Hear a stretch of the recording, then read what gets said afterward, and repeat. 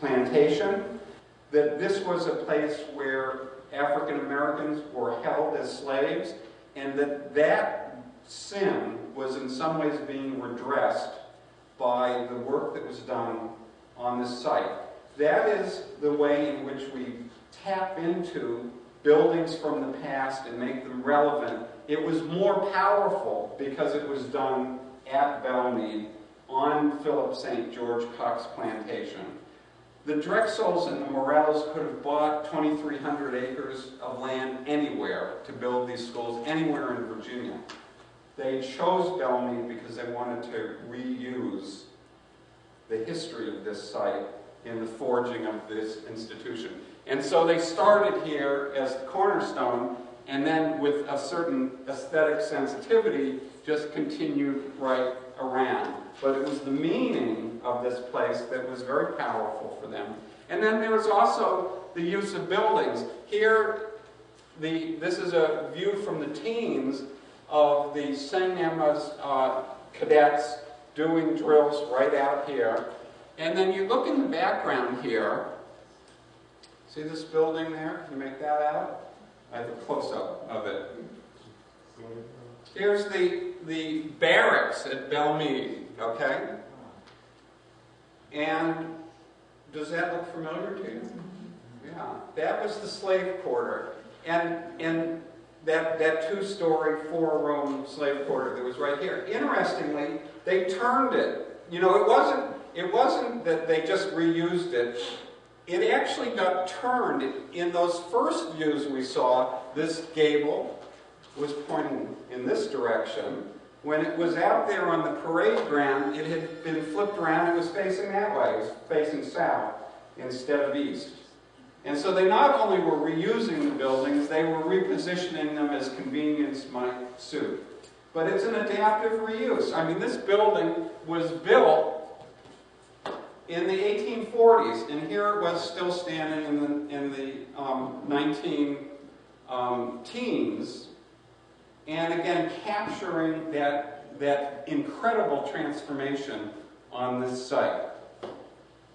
Here you have the earlier, I'm sorry, it shows up so much better here. You can come up and look at it, but what you have is slave quarter again. What might be a chapel, the smokehouse, here a cistern, which was about, again, tapping the resources of the site. The mill was, you know, the schools just settled in here and kept right on going with traditions that had been on the site from the plantation times. The mill was used. They needed more space. The mill was expanded. Okay? Adaptive reuse on this site. Incredibly important. The adaptation of stories and of history, but also of buildings and resources on this site. Yeah, this is the Dovecote Water Tower here. And I think we have a lot to learn from this picture. We have a lot to learn from this picture.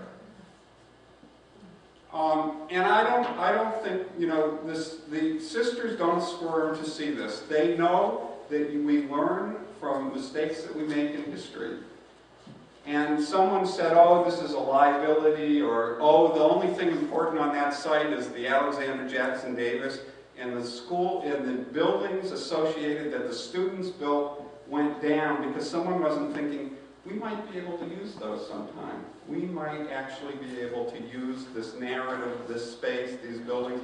And, you know, we have a lot to learn about the way we were thinking about the landscape or about history in the 1970s as well as in the 1870s, as well as, you know, working right back. There are lessons to be learned here from that. The resources on this site are still amazing, incredible. The Stone Arch Bridge on the St. Francis side, their extraordinary richness of resources that do still capture the history that's on this site. We're all in the same boat.